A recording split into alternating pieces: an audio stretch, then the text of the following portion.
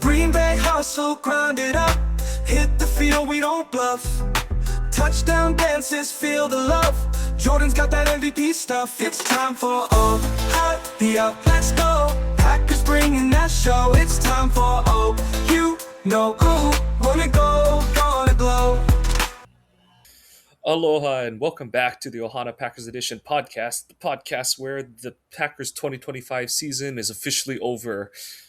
Age 27, storybook, whatever, historical repeats, none of it mattered in the end as the Packers, just like they had the last 4 weeks, go out sad trombone fart style against the Bears in the playoffs in a veritable repeat of every one of LaFleur's playoff games in all honesty. And Minus Joe the and I will Dallas go one into a it. few years ago.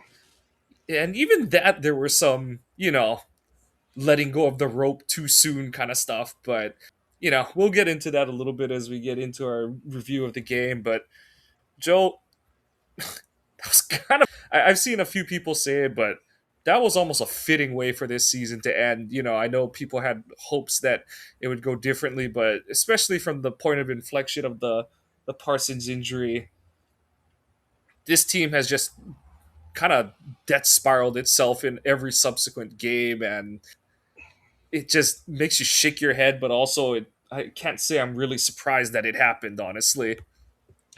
I said it on social media, and I don't know if it was a knee-jerk reaction or if I'm actually sitting at that moment right now, but basically said I think I'm at the point where I would be okay moving on from LaFleur. And that's not an easy decision to make by any means, because I think he is a good coach. I really do. Mm-hmm. I just think he doesn't have something. Now, whether that's, like we've talked about before, having that raw guy like a Dan Campbell or something with him to help motivate a little bit more, or if, he needs a better OC to help him game plan a little bit more.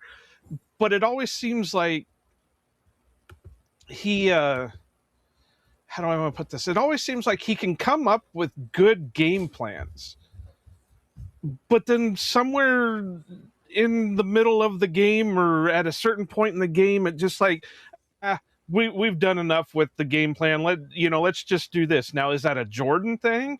Is Jordan not getting comfortable or is getting complacent in some of his decisions? Is it LaFleur just throwing his hands up? I don't know. Maybe he thought because he was up 21-3 or whatever, hey, maybe Stinovich can start calling plays. Because that really looked like a Stinovich play calling in the second half with what we've been dealing with in preseason when he gives Stinovich the play calls. Is that a possibility? I don't know. I really don't know, because like you said, this is something that we've kind of gotten used to seeing out of a Matt LaFleur team, but then you sit there and watch some of the games that they go. That first half was complete dominance. So what happened after that? And you can't tell me, oh, well, the Bears just let them have it. No, the Bears were getting their asses handed to them. And just something after that, especially when they allowed 25 friggin' points in the fourth quarter alone. Up to that, the Bears had only scored 6 points. Yep. So I don't know. I'm okay. I think I would be okay if there's a plan in place, or if policy says, okay, well, even though I said I really don't want a lame duck coach, we're going to let LaFleur play out, coach out his contract, and then we'll start fresh after that. I know I joked about it early on or about halfway through the season when I think it was after Domofsky was on the show that I started joking, well, they'll get rid of LaFleur and let Hafley take the head coaching gig. That way we can keep Hafley in Green Bay. And, I don't know, maybe that's a possibility. I know the big talk right now is we got to go get John Harbaugh. And I'm not really I don't know. Yeah, he's got the uh, what you want to call it. He's got the background, but he's also put up a lot of stinkers down in Baltimore. So I'm not sold on that one. Yeah, we can dive into that as if that comes into fruition. But my whole thing with it is like I think they've seen the best that's going to come with Lafleur at the helm, and I know one of the things was like, oh, if this team gets MVP level play from Love, well, they did, and Lafleur. The reason Love isn't a serious MVP candidate is he doesn't have the counting stats or the rates. His rate stats are good, but his overall traditional counting stats aren't good enough, and that's a function of how Lafleur calls his game, the slow ass tempo his offense operates at, and there's a lot of nuance that occurred between the first and second halves. Like you said, we won't belabor the point much more, but there was a substantial difference in from the first half to the second half of the offense, and we'll get into it as we get into the segments, but so much of it does, in my opinion, fall at Lafleur's feet, and it's a big reason why I'm fully over it. Like it really did harken back to your joke that he coaches every game like he has a quota of points that he can pull from, and someone on Twitter responded to one of my posts about it, and he goes, "That's right." And he goes, and he likened it to how certain NFL coaches coach like MLB managers manage, where it's like, Yeah. let me get to my top relief arms, and then just ice. We can play sabermetrics at sabermetrics analytics. 101 and just nuke the game away that way. And you can't do that in the NFL, but hit the button. Let's get into the segments and let's I get just wanted to let's throw get this on with out this. there. It was Anthony Nash that you were having Yeah, that conversation with, so we can give proper credit to the proper people. God, it's been so long since I hit the buttons. I had to remember which one I'm hitting. Fresh cheese. I'll let you go first. Normally I go first, but the very easy cheat would be to just say the first half of the game, but you know the real shitty thing about it is Jordan should have won. Like that should have been a win for Jordan. There are a couple incidents, over the course of the game where it's like, yeah, he probably should have taken off and run on that 1 3rd and 2 in the second half. And if that throw to Musgrave is a little better in the end zone on the second to last drive, they probably do get they should have gotten a DPI flag either way. But if that throw is like a foot closer to Musgrave, they get a DPI on that and they have fresh downs on the 1 yard line. well, you can play the what ifs all you You want can on play that the one. whatever, but regardless, that was an No, I get it. I'm excellent game just from saying with the Musgrave one, Musgrave could have played back, came back for it a little bit more. So that one's hard to do because you can play Yeah, what yeah, ifs yeah, on yeah, that one all day long. yeah. But you just look at it from the standpoint of what he did put up statistically on the game. He had them in position to go up 2 scores. He put them in position to have 7 more points on the board. Mike froze right in the middle of his thought. Mike's thought was so hot that it kicked him off. No, so the big thing there is just that it's Jordan deserved a much better outcome to this game. We'll go into the O line just not playing up to par in the second half. LaFleur just completely losing his mind in terms of his play calling and in the second half. But Jordan, there should have been at minimum 34 points on the board for the Packers. And the other side of it is that if a certain other couple people were good at their job, they should have been in position to just kick a field goal to win the game at the end. And it would have been a disappointing playoff win, but it would have been a playoff win. And Jordan, after we had our concerns with how he was going to look coming into this game, he was awesome. The whole first half, he was picking apart Chicago. Yeah, he and the offense struggled in the third quarter and parts of the fourth, but he put together that drive to go up 27. Should have been 28-16, but to go up 27-16. puts up a drive right after Chicago takes the lead to, or honestly puts a drive up 27-24 that should have ended in points, and then puts a drive together at the end of the game that had an opportunity to win the game. And like I said, if certain other people had done their friggin' jobs, they would have been kicking a field goal for the win or kneeling out the clock to win the game. And it's just an ultimate shame that Jordan's playoff record is 1-3 now, and it just is the whole adage of it's a team game. Wins shouldn't be a quarterback stat and all that kind of stuff. But you know, and of course, rival fans are gonna laugh and say Jordan doesn't have it. He didn't make the plays when it mattered, and yada yada, and all that kind of crap. And Caleb's the comeback king and stuff like that. But Jordan can't catch the ball for people. He can't make kicks for other people. He can't block for himself. He can't make his coach not stupid, and, in multiple regards. And yeah, Jordan was the best thing in this game, honestly. One of them. I will give him credit for one of them, because you got the other guy on the. I'll talk about him. He'll be my fresh here in a minute, but yeah, Jordan played a hell of a game for the most part. I mean, you did see him try to hero ball it a couple of times and stuff like that. But it's like, okay, Jordan, you could have done it this way, but hey, whatever. But I also, like I was saying with the whole LaFleur thing, it goes hand in hand with each other, because if LaFleur is giving him the okay to, audible to whatever he wants to when he's out on the field, we don't know what the play call is and what he's audibling to when he's out on the field. So I'll get into that in the third quarter in the Moldy segment, because normally I would definitely agree with you there, but there was a definitive issue I had with how the game was being called, especially in the third quarter. So no, I'm not saying. Don't get me wrong, Mike. I'm not saying all. I'm just saying that it's a two-way street, because I completely agree, but like I said, there was something definitively clear to me and that's why this game is unforgivable for LaFleur for me. But Jordan had a heck of a game. He was putting the ball into the spot where it needed to be for the most part. Yeah, some of his receivers should have been a little bit better on certain things. But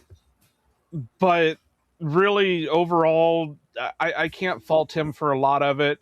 Like I said, there is no such thing as a perfect quarterback. None. I don't care. We can sit here and start naming names off of great quarterbacks, but they all have imperfections to them. And, I can't. The only thing that I'm going to go back to is this is why you don't let a quarterback have 4 straight weeks off before going into the playoffs. Because he could have been a little bit crisper on some things. He could have been a little bit better on some things. But, we're and I know the big thing is, oh, well, he doesn't have rust to shake off. Look at him do this. But then on the opposite side, you would see him kind of go to that hero ball. And that third down play where he probably should have run, maybe he runs if he's a little more, like, he did kind of have that, like, where is the guy? Like, right. he felt pressure that wasn't existing kind of thing. So yeah, I agree with you there. Like, especially coming off a concussion. Yeah. And getting blasted early in the game too. Yeah. Well, that's something I want to talk about later too. But yeah. So I'm going to go ahead and jump in mine, and I'm going to throw 2 of them out here, even though you could probably say the whole group. But Dobbs and Golden, I think this was really Golden's breakout game. He finally gets his first career touchdown on an incredible play, because he made that play.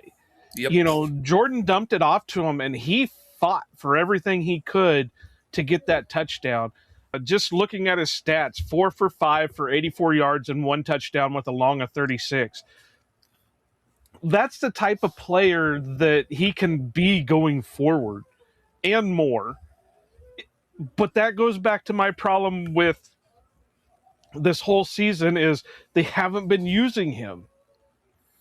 And this begs the question, why haven't they been using him more? I know you've thrown out there that you and Dusty have both thrown out there that well, he's made some bonehead. Yeah, I get that, but he's a rookie. We all know what the 3 year standard is for rookies. The first year is they learn how to play in the NFL. The second year is they how to be a Packer, and then the third year is when they finally make the jump. And I know you're supposed to expedite that a little bit, being a first round pick, but being a rookie, you have to expect some of those boneheaded plays once in a while, just because hey, that's not how they've done it up till now. Think about when you start a new job. You've got to wipe out all that information from all the other jobs you've ever had in your life and learn it how they want you to learn it. That's the same way with him. He's learned how to play football from what, three, four, five coaches in his whole life. Now he's going to learn how they want to do it in the NFL under the Green Bay Packers. So Yep. you have to live with the boneheaded plays, and to not use him is a crying shame. And now we see what kind of player he can be going forward. It makes it a little bit easier to move on, but not so much when you look at the stats of Dobbs, who went 8 for 11, 124 yards and a touchdown. Plus, he saved Christian Watson's ass on that last one, on Watson's quote unquote touchdown or possible touchdown that went with some funky ass ruling that allowed him to take the ball back at the spot of that one was weird. So it's hard to move on from Dobbs when that's the type of player he can be.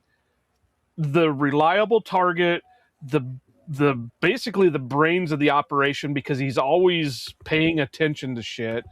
Yeah, he had that goof in the Bears game in week 13, 16 with the onside kick, but you can sit there and argue that they should have never been in that position to have to deal with an onside kick. So yeah, it's really looking like it's going to be hard to move on from Dobbs, but in the end, it's all They're going going to be to. money Yeah. he's going to want. And I know he's probably going to end up in like Pittsburgh or some shit like that, and so yeah, it's going to be hard. But it's been great having him here while he has been. If they somehow manage to hang on, I don't know. Maybe we could hope that they tag and trade more than just letting him walk outright. But I don't see that happening much either. But I mean, Watson was decent. He in certain spots, other than his boneheaded move diving towards the end zone and losing the ball. He had a few drops to him too. 3 for 7 for 36 and 1. Jaden was decent, but again, he was in the He had same the position. bad drop at the end. Yep. Yeah, 4 for 7 for 43. So, to be honest, I know Christian has really turned it on since coming back from the injury, but if we could go into the next season with Dobbs and Golden, I think I would feel much better about the wide receiver core. But that's just my opinion. Yep. And then, as much as we're going to pick them apart later, the first half defense was pretty darn good. Like, the opening drive was a little bit disappointing with how Chicago picked up those first 3 third downs, but you held them out of the end zone there, you got the stop, and Well, Excuse honestly, me. you could argue the first 3 quarters, because they didn't start scoring all their yeah, points until and the fourth quarter. and it looks really bad at the end, but at the same time, they got hung out to dry the whole second half of the game, and like it's so hard to draw that line of like, okay, at some point you just got to do your job and stuff, but the adage is like time of possession isn't really a factor until you let it be one. And LaFleur let it be one by having his offense go like 3 and out 3 out of 4 drives, and the other one they only made it like 6 plays or something like that. So like the offense did nothing for one and like a half quarters. And on one hand, it's disappointing to see how 25 points in a quarter is 25 points in a quarter, but when you take it in context, it's understandable how and why it happened because you just racked up too much time on the field and you got basically got screwed by your offense doing nothing for 20 minutes of game film of game time. But you get multiple fourth down stops in the you hold Chicago to 1 of 4 on fourth down in the first half. You're getting pressure. Caleb looks terrible. I think he was completing under 50% of his passes. And we said it all year. This defense can do that, but it needs support, and it had support. You scored touchdowns on your first drive. You took the end of half drive into scoring position, and you should have if you had a real kicker. But yeah, like you saw how well this defense operates when both sides of the ball are functioning. And then in the second half, they got hung out to dry. And like I said, I won't excuse everything that went wrong for them, but you got interceptions, which you weren't getting at all earlier in the season. Although the one you can argue about. I'm glad Carrington finally was able to hang on to one, but you could say that he should have just let that one go. This is one that we were having much more fun over, and in the end it kind of did play out fine for the Packers because they got a touchdown on their drive and it did help them chew up more clock and all that kind of stuff. But honestly, my attitude was you dropped so many easier opportunities. It's like this group had to record an interception, and it's one of those where you can't ever prove it, but I feel like if Carrington doesn't catch that one, then you don't get the Hopper one. And I know both were on fourth down plays, but if you don't get the Hopper one, who knows if like that ball tips to the offensive player, all that kind of junk that could happen and stuff. But you got relatively elite play out of the defense for 2/3 of the game, and then the wheels just fell off because they had no support. Lucas flashed. Lucas had the lone sack of the game. I thought the D tackles were playing decently well until they all were just spent later in the game. And like I said, it's just like my thoughts on Jordan's game.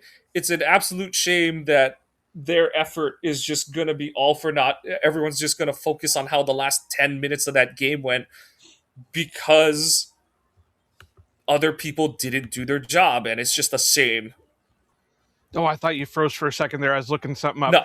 And I agree with that. And I also wonder if, and you might know a little bit more. That's what I was trying to look up real quick. Did Edge come back into the game after getting hurt? No, I don't think he did. And I think a lot of the defense went down after he was out. And this isn't anything. McDuffie is what McDuffie is. We've said that for the longest time. He's not a coverage backer. He's not a speed backer. He's a downhill thumper. And you can see that. So when Quay and Edge are on the field, you can see a completely different defense than what you see when it's Quay and McDuffie or Edge and McDuffie. So, and like I said, this isn't anything against McDuffie. I do like him for what he is. He's a solid depth piece that can come in when needed, but you can tell there's a difference in between all that. But yeah, I mean, defense overall, I can't fault them too much per se. And I know a lot of people are blasting Hafley right now because of, I wonder if it's copium because they do believe that he's not going to be on the team at next year because of head coaching jobs, which it possibly could, but there's a lot of them blasting him for game planning and not being able to adjust and all that. And it's like he's dealing with what he can deal with. Yep. He doesn't have his top pass rusher. He doesn't have his top defensive lineman. He was handed, and I guess this could be part of his own issue, but he was handed a shit bag for cornerbacks, and Diggs played like one snap the whole game, so I don't know what was going on there. So, yeah, I'm not sure, but I think a lot of people are just having copium because they do honestly think that Hafley is not going to be back and they don't want him to leave. But yeah, I don't know. That it just this game boggled my mind something fierce. Let's see. I was gonna check something. Okay, I don't think there's too many more. Do you have any other? No, I'm good. Moving on. I'm good. No, Moving I on. If have you one are. more goofier one that I can put into fresh, but I just want to make sure you're out of them. Yep. Go I'm for going to it. give it to. Well, Mike just left. Gotta wait for him to come back now. One of these days, I'm going to put the Jeopardy music in here. Do do do do do do do do do do do do do do do do. Was it that bad that you had to leave on that one? No. Okay, Darian Kennard is our next friggin' tight end. I don't care what anybody says. That boy had some moves to him. If it wasn't for the fumble, he'd probably been gone. I don't care. They had a hard time taking him down. He caught that thing like a professional. He was out there making moves like a professional. I was happy for it. And to be honest, he probably should have been the right tackle over Morgan, but that can be a whole nother story. But that play was amazing. I'm surprised. I think it was just one of them. Jordan didn't want to take a sack, so he was throwing it to Oh who yeah. he knew No. was an eligible player, and Kennard made the most of it. No, the line got its ass kicked on its play, and like I said, that was the second half offensive line. But yeah, like Kennard's one mistake on that play is he had the ball in the incorrect hand, but otherwise he put Tremaine Edmonds under the turf, and and and he shook a second tackle, and then yeah, if he has the ball in the correct hand, that's probably not a fumble. So, yeah, Well, he not just just shook fundamentals. tackles though; he was running people over. Oh yeah, Not like I just said, like Edmonds. Tremaine Edmonds. I give Tremaine Edmonds credit for getting up after that play because he got folded backwards like a lawn chair on that one. Oh Uh, man, that was if the Packers had won, we'd be talking more about that play alone. oh yeah, like that was one of those. Maybe it is somehow stupidly still their year kind of plays because it's like any other year that's a touchdown for the Bears kind of thing. Like that's just how. But for that fumble to go off 4 Bears and bounce out of bounds, that was just it felt like one of those signs that maybe there is something special to this run, and nope, it was over. Well, and that's the sad part is there were a lot of things that were bouncing for the Packers' favor. Like I said, the Watson fumble, the Kennard making his play and then fumbling. That was the Josh Jacobs fumble. The what was the other one? There was one that was almost intercepted but was dropped. So that kind of went for the Packers' favor, but I just have to throw that one in there because how many times do you see the big boy make a play like that? So, Yep. all right, we'll jump to the next one. I don't know how much I have as a stale. What's this stale shit? Maybe the run game because I have that under moldy for. I guess you can put it in stale that it did seem to be working early, and then it just like everything on offense, it didn't after halftime.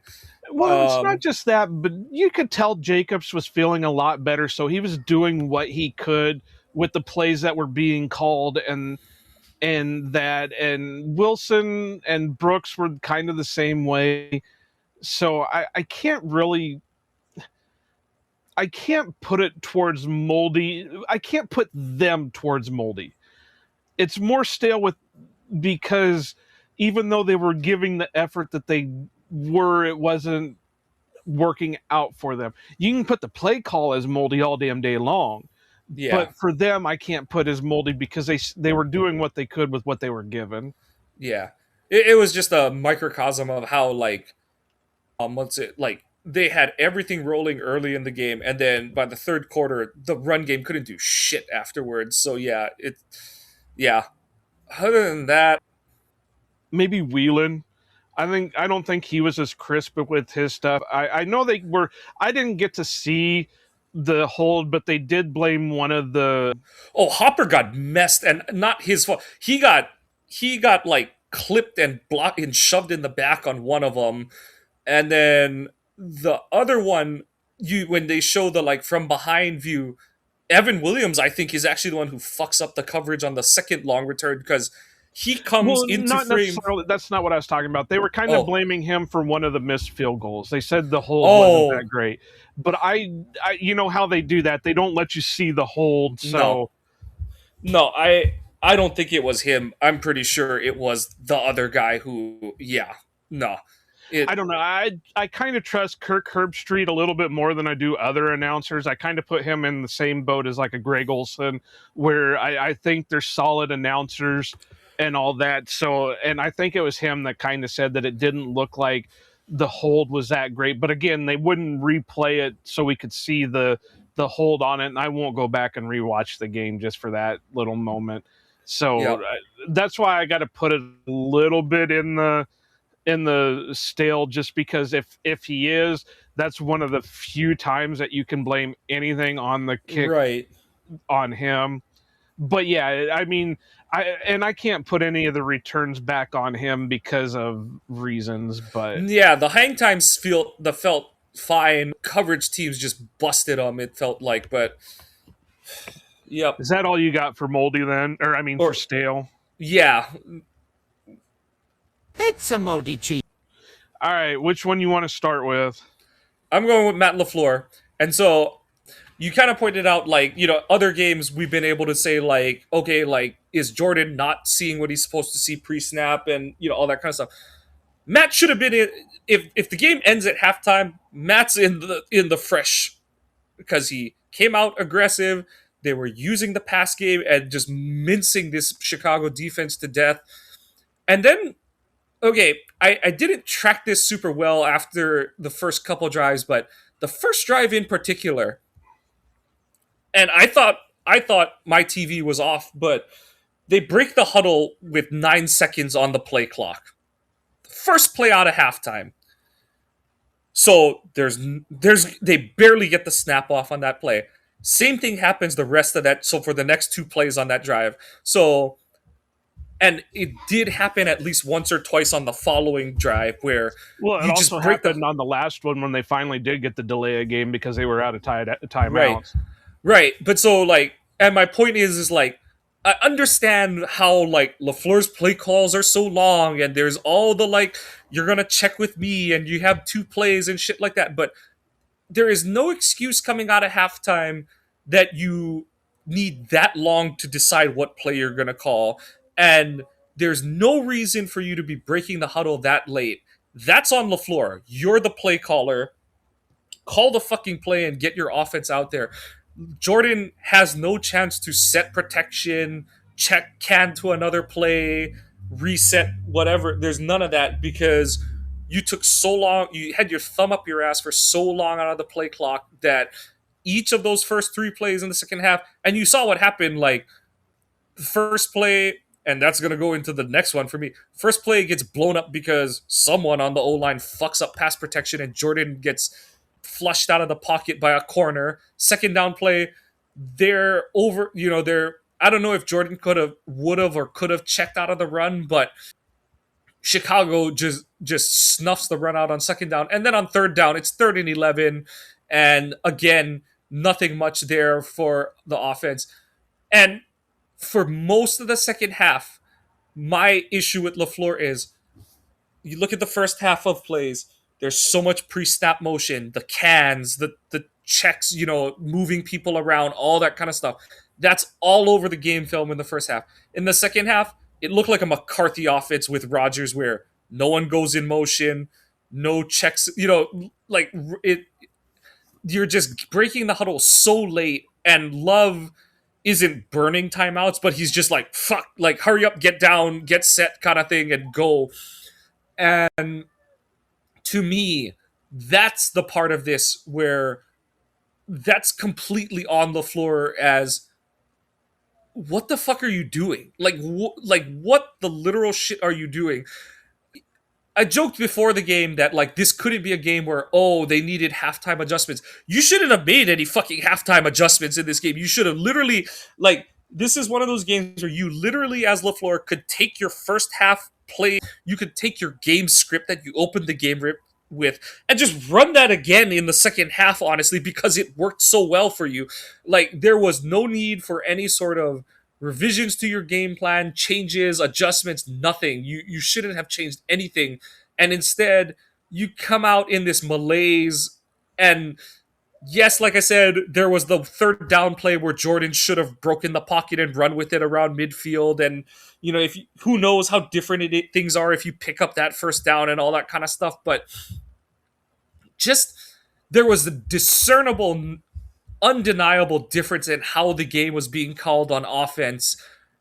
And I I had it simmering. I was tweeting about it where I was like, this doesn't feel the same. I do not like what we're seeing out of this offense. That everything looks so wholesale different.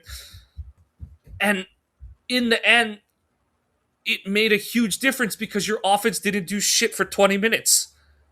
And that's where I say that's it for Matt for me is like normally it's it took him too long to adjust. To me, it's this way. It's like, why did you change? Like, are you just that lost or that much you're trying to sim to end and just Well, that's why I said earlier it felt like he was giving play call off to somebody else. That right, he, yeah, he did his job to get him up 18 points.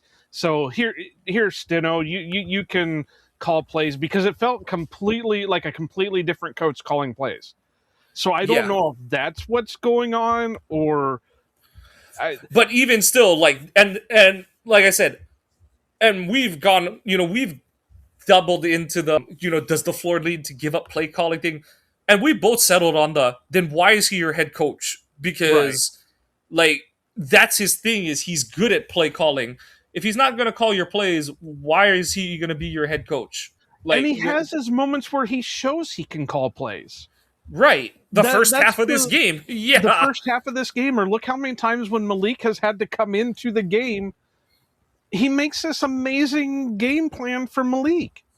yep, And I don't know. I really don't. That's why I said I wonder if there's something there that he passes the buck off to Steno or Bisaccia or somebody and says, okay, if I got to step in, I'll step in. yep, and yeah, I'm just done. I'm just done. I think we've legitimately seen. Um, I've been sitting here thinking about this. I honestly think what could possibly happen is policy sits down with LaFleur and says, okay, you've got one more year to prove yourself. You have, but I'm not bringing you back this year if you keep these same guys as your coaching group. yeah, I could see it that way. And like you said, I know policy has the comment of he doesn't want to have a lame duck coach and all that kind of stuff. The only problem is the timing. I guess it helps that the Packers are out of the playoffs already, so you can entertain the opportunity that like maybe John Eric really wants Matt down in Miami, just to shift the organizational direction down there, or if Atlanta is serious, like I'm not going to be greedy. You can have him for a fifth round. Like that's how little I think of him and how much I'm over him. I'm like, we'll take any They sort of. won't trade him for anything less than. That's where I'll disagree with you. I have a feeling the Packers, if they trade him, it's going to be for decent. Yeah, and I have no idea how coaching negotiations for trade work and all that kind of stuff, because I'm just like, it is the whole okay, but you're gonna like fire this guy kind of thing and stuff, and like I said, my whole thing is I'm like, I don't need to see any more of this show. I've seen enough of this sideshow, and like I know how it's gonna end every time. I don't know. I keep seeing the he needs to bring in Mike McDaniel as his OC. If that's what it takes for him to continue to be the play caller he can be, do it right now. I don't care. Give him the money. If that's what it takes, LaFleur, it takes for him to be the play caller we know Matt LaFleur can be, do it. Yep. I don't care. Bring Nathaniel Hackett back. Bring whoever you have to back to make it so LaFleur calls the plays for a full game and not just a half. Yep. And yeah, I just don't think it matters. Like, that's my thing. But yours, what is your first Well, it's going to be moldy? the one that we've been harping on all friggin' year, and that's Brandon McManus. He should have never. And the worst part of it, and I don't think they've locked themselves into anything because of the No, 3-year extension. they can very easily get out of it. Like, they could have cut him. Like I said, they could have cut him this year and moved on, and they would have still saved money, kind of thing. Like, And it's a this very isn't to say Haverisk is the guy, no. but I'll tell you who we need to bring in, and I think he's in the draft. He'll be going into the draft this year. So, not saying draft him, but Drew Stevens out of Iowa is pretty damn clutch. And I would take him. And this isn't just a Hawkeye homerism here. Go look at Drew Stevens. He plays in a lot of the same friggin' conditions that they play at Lambeau. He's pretty friggin' clutch and has a hell of a leg on him. So I would do that in a heartbeat. I mean, you could sign a guy, a vet, to the practice squad and, have a hell of a competition going into things, but there is no doubt in my mind they need a different kicker. I've never been a fan of Brandon McManus. I've never held him in any regard because, all the rumors that we heard out of Denver was he was a headache. Then I know they dismissed the charges, but you have all the allegations against him when where was it? He was in Jacksonville. Yep. So I've never been a fan of him, and now a lot of people are seeing. Basically, I saw him as a Mason with more baggage to him. Yep. That's exactly what he is. Because he has the same friggin' kicking percentage as Mason did. And now people are seeing why we were never in high esteem for Brandon McManus, but they were having an issue last year with their kickers, and he came in and did this, and this. So then people immediately fell in love with him. The worst thing that happened is he happened to go 20-21 last regular season. Right. Like, it just painted this picture with several game winners. Yep, in his first 2 games. Yep, and it just created this picture for a lot of Packers fans that was completely unrealistic and just outside of any season of his career. And reality came and slapped all the Packers in the face because this is who he's been. And from the jump, the first kick before halftime, I was so irritated. It's like you got the practice kick because the Bears called timeout so late. You see the wind is blowing right to left. And what do? You kick the real kick more left than you kick the practice one. And it's like, what the fuck is going through your dumbass head? And then you shank an extra point, like, no excuse. You just shank an extra point, and then you miss the field goal on the second to last drive, and you make either the extra point or the field goal, and you're either kicking to tie or kicking to win at the end. And like I said, it would be a disappointing win, but it would still be a win. And it's just those kind of moments that are inexcusable. And it goes at the feet of Bisaccia too, because you pick this guy. And, I see people trying to blame Groot. The thing is like, Good isn't a coach. He's not a coach, and he has to take the word of the experts. That's Bisaccia, and by Bisaccia being there still, that's co-signed by LaFleur. And the thing that you and I kept bringing up is like, if they're so certain about, if they're so dead certain about what's his face, about uh McManus, Havrisik, why is he still on the roster? And I think that's Uh, Goots. that's because, well, he's on I know the they always practice keep an extra squad, kicker and all but that yeah, kind of they stuff. always Yeah, keep an extra one. yeah. But also, like, during the whole episode of like, is he really healthy? Is he not healthy? You know, that whole thing and stuff. Like, it just, I tweeted it after the game that like, you go down the list of all the things that Matt sold his soul to this year, they all bit him in the ass this game. Like they bit him in the ass at different points of the season, but they all reared their ugly heads in unison in this game. And honestly, it's just more proof that yeah, like he's done. But yeah, like McManus, that was horrible.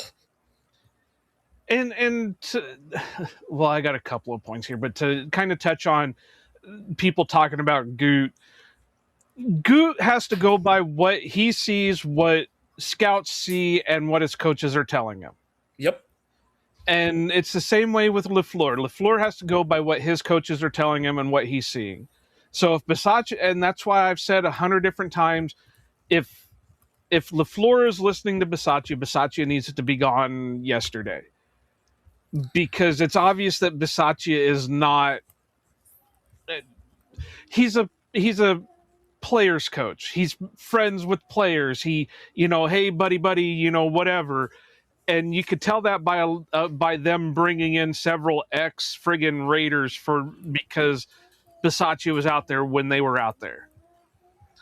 And yeah, for somebody who was supposed to be hyped up as one of the best special teams guys when the Packers signed him, he has not shown an ability for that at all. And I have to say, I was hyped for him coming in because we were told that, hey, this is one of the best special teams guys you can get. Yep. And it's not happening. So he needs to be gone. Orsic needs to be gone. McManus needs to be gone. I know I joked bring Harbaugh in as a special teams coordinator, but I don't even know if that would work. The guy that I would love to see in there took a job in Michigan State, so that ain't happening. He's not going to jump from Michigan State yet. And that's LeVar Woods because he was Hawkeye's special teams coordinator for the longest time. And the only way he does is if they have a new coaching staff. Like, he's not going to come for LaFleur on a like lame duck season kind of thing. Yeah. Well, no, he's not even going to jump because he just jumped from the Hawkeyes to. Oh, Michigan I see State. what you're saying. Got it. Yeah. Got it. No, he's only been on Michigan State for like 3 months. So I really don't see him making that jump, but that soon. But he would, because and I know again people are going to sit here and say, oh well, homerism. Go look at Iowa's friggin' special teams sometime. Oh yeah. That was their game plan, so I agree. Let's see, what other one? I'm going to throw this one out there, and I know especially Bears fans are going to go nuts over it, but I am going to say it. The refs in this game were horrid, and I'll give you a big reason why. You go look at team stats, and I'm not saying this is all. I guess you could go both sides, but penalties and yards for the Packers, 7 penalties, 65 yards. Penalty and yards for the Bears, 2 penalties, 5 yards. And they missed 2 big ones back to back in the first half. So well, they missed a lot of big things throughout the game. But the two that stood out, there were 2 that were on back to back plays that stood out so clearly to me, and it was appalling for multiple reasons that they missed these. But keep going. Sorry, I'll jump back in because one of the big ones that I know of was the hit that Booker put on Jordan. So that was the second play of the 2 that I was talking about. And I know there was another hit that somebody made on Jordan that should have been called because they drove him into the ground, and that's the letter of the rule is the one he got called for intentional grounding on, I think. Yeah. So you can't drive somebody, a quarterback, into the ground. There were a couple of like late hits out. They were out of bounds when they got hit, and there was nothing called. There was, and I actually called a couple of people out on this because they were bitching about how why didn't Gary get the pressure on this? And it's like, he got the pressure. He would have had the sack if it wasn't for him being hooked around the neck. Yeah. It wasn't just Rashawn. Lucas got held. I think Right. Lucas got held. Well, look at the one where he actually did get credited for the strip sack. He was being held all damn day long on that one. That was an awesome hand slap that he did because he Trapillo hooked him bad on that one. But then so back to that Booker one, the play before it, Nashawn Wright is standing 1 yard offside. And, oh really? I didn't pay attention to that. And it's one of those where and it's only like obvious because it's like he's on the near on the broadcast near side. And why it's obvious is I think it's Reed, whoever the slot receiver to that side is, he steps back to like make sure he's off the ball. And Nashawn steps up to match him. And it's like he's over he's so like clearly over the I know it's not official, but the like line of scrimmage line, but he's like in line with whoever is on the line of scrimmage. I think it's Musgrave because he's split out there. And it's like he's standing right in front of you, ref. Where's the flag? And then you said the next play is the Booker play where, and like Bears fans are like, oh, like Love is ducking again. I'm like, I don't care. You don't put your head down and drill a guy like that. And it is one of those like, no, they don't need a targeting call in the NFL and stuff like that. But it goes into the whole like, what is the point of the replay assist that, why do you do, I do not understand why the NFL shows that, oh yeah, we do have 20 people sitting in the room doing nothing but watching games, and we do have the capability to reach out and be like, hey, you guys messed this up kind of thing. And it did like turn a couple plays for the Packers in this game. But it's like when it's something so blatant where like Terry McAulay in his senile age is like, oh yeah, that's an illegal hit on the quarterback, and even Herb Street's like, that's not a good look. That's a bad hit kind of thing and stuff. And no, because it was very reminiscent of the one that he did. Right. But wasn't there another one that when he hit him, it wasn't quite to the head, but it drilled him in the shoulder enough, and then as he was taking him, he drilled him into the ground and slammed his head into the ground.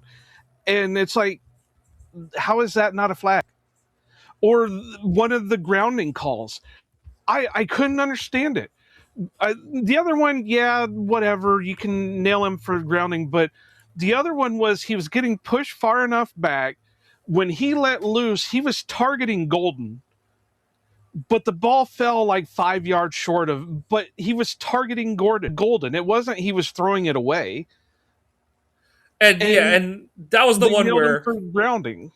I actually thought the first one was the worst one because I thought the refs completely overreacted to the fact that he hit Belton with the ball, because I understand that like, oh, it's illegal to blah blah blah, but Herb Street was Johnny on the spot on the explanation. Brooks is who he's targeting, and Brooks is running like an angle route out of the backfield. And if Belton isn't there, that ball is, maybe Brooks has a chance to catch it, but it's at least falling at his feet. But because and Jordan's getting hit as he throws it, which is why it's doubly like. Well, they're too similar. It's just one is he bounced it off of Belton, the other one fell 5 yards short. But my point is the Belton one, like the Golden one, it's one where I'm kind of like, it didn't really matter because it was going to be fourth down anyway and all that kind of stuff. So I was kind of like, whatever. Nailed him for grounding and for stupidness, right? But the Brooks one I thought was worse because it led to third down, and again, it's refs overreacting to seeing the wrong thing, and you even have Jordan explaining like, I know that's my right guard. I'm aiming for the running back who's crossing in phase behind him. And again, it's one of those where what's the point of replay? And like when Herb Street pulls up the replay, it's clear as day what Jordan's trying to do. And the thing is that the part of the rule that the Packers have gotten absolutely screwed by is what happened on that play where if the quarterback gets hit while he's throwing the ball, I forget exactly how they word it in the bylaw, but basically, you aren't able to be called for intentional grounding if you start your throwing motion before you're hit, and then you get hit as you're throwing. It's some complicated alphabet soup of words, but basically, that scenario that played out, and that's the one, like you said, where it's kind of borderline that Sweat lands on him and puts him into the turf. I thought about it, but I was like, Sweat kind of puts it's the Matthews play that we were all mad about, where it's like he doesn't fully land on him. He does put his hands out behind the quarterback kind of thing, but again, it's the part of the intentional grounding, and it does screw Green Bay because it should just be incomplete, and not third and forever kind of thing. But because you call it grounding, it becomes third and like a country mile, and it's like, okay, drive is definitely totally over. But yeah, that whatever you were letting the Bears O line get away with, yeah, it's just, but yeah, like you said, it's one of those where everyone's gonna be like, oh, you were just soured grapes kind of thing and stuff, but like when you look at how that game played out, it's like it's really interesting to see. And like even the holding, and Rashid was terrible, and that's going to be my next one.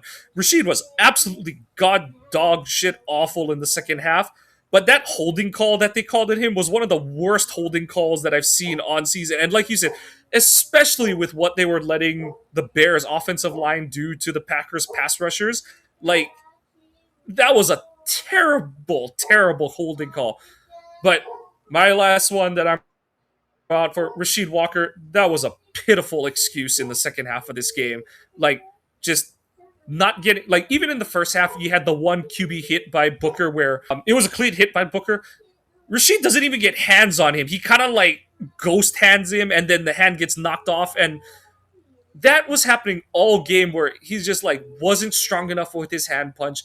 He got run around by a DB to open the second half of the game, and that's why the first play out of halftime got fucked, is because not only was LaFleur late getting the call in, but Walker doesn't block anyone. And he was just so pitiful the second half, and you could tell like Jordan at times did kind of look like how he looked in that Eagles game where it was like he knew Rashid wasn't doing anything over there, and it just completely screwed, like, whatever things LaFleur actually made a decent call on, Walker was so bad that it screwed the protection so much that it didn't matter, kind of thing. So, and I think that did feed into why Jordan didn't run on that third and short. And like, it's not, it's, Jordan, you got to go convert that.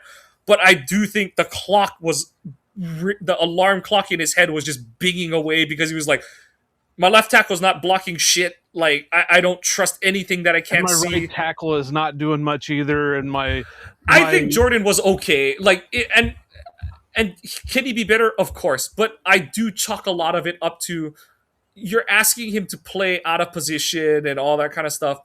I thought Jordan was fine. The real shame of it is that with Tom not being able to play yesterday, when Rashid started to struggle and play like shit, you couldn't yank him and put Jordan in at left tackle. That was, but to me, Rashid was so bad in the second half that they should have put Jordan at left tackle and put Kennard at right tackle. Like, it was that bad. Like, and people were like, "What are you?" I'm like, he is that bad that it shouldn't even be a debate. You should just make that move because he killed three of the three first drives out of halftime, along with the other things we talked about already. I mean, I could keep piling on special teams. It's pretty sad when you have to put your star running back as your friggin' kick returner. And he looked good up until his fumble. Go back to the penalties. There was a couple of them where, like the pass interference ones, that should have been called pass interference that weren't pass interference. I think that's the DBs, Carrington and Nixon. I know a lot of people are starting to call out Nixon now because they've seen the Swift TD and Nixon just kind of pulls a Cam Newton and Fake tough guy. Like, yeah. uh, I'm trying to think if there's anything else. I got one. I don't know how I would have changed it, but how do you not have Colin Oliver active when you need speed on defense. Yeah. yeah, because Sorrell looked good in his limited, snaps. So why not have Colin Oliver? I get he hasn't played all year. He played in the Vikings game.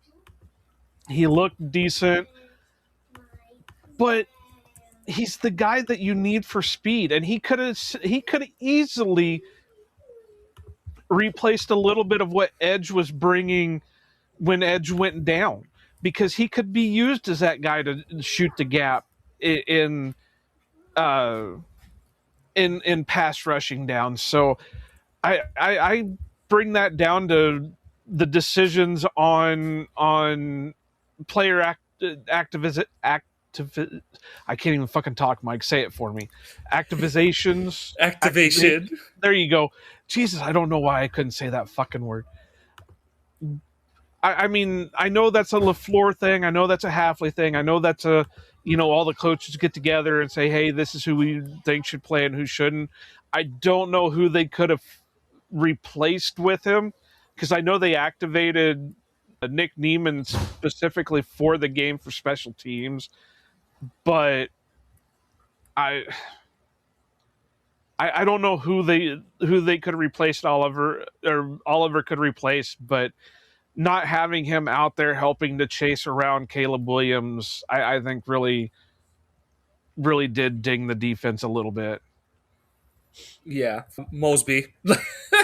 Like, special teams was, are going to suck anyway, so just don't activate Mosby. And like, he was pretty weak on special teams. I kind of blame him for a couple of the returns that they had. Yep. So I think that's about all the ones that I have.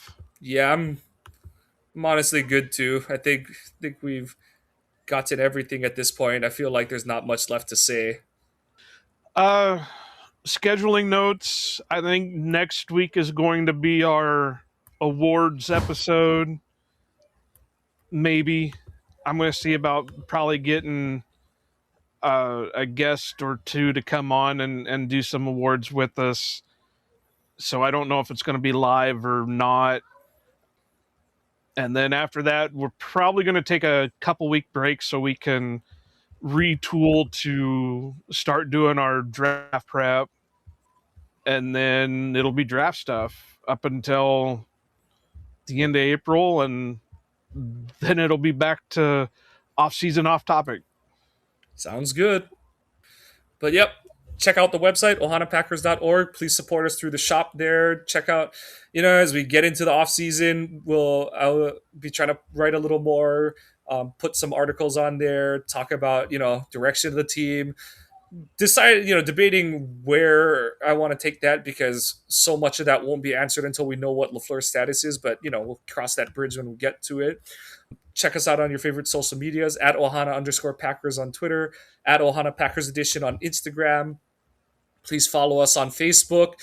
Trying to get that follower count up so we can go live there once we hit the 100 follower mark, excuse me. And you need to be following us there to be eligible for our drawings. We're going to have the signed memorabilia from John Del Rey's shop, along with some of the goodies from Hawaii. So, you need to be following us there to be eligible for those. And just continue to support us however you can. Please follow the podcast on your favorite podcasting apps. Give a like and a subscribe. And as Joe said, we're going to lay out how we're going to do the off season, but follow us for more of our Packers off season thoughts as they retool for the 2026 season. We'll see how different this team looks depending on if they're returning a shuffled up coaching staff or a completely new one. But for Iowa Joe, I'm Mike. Go Pack Go, and aloha.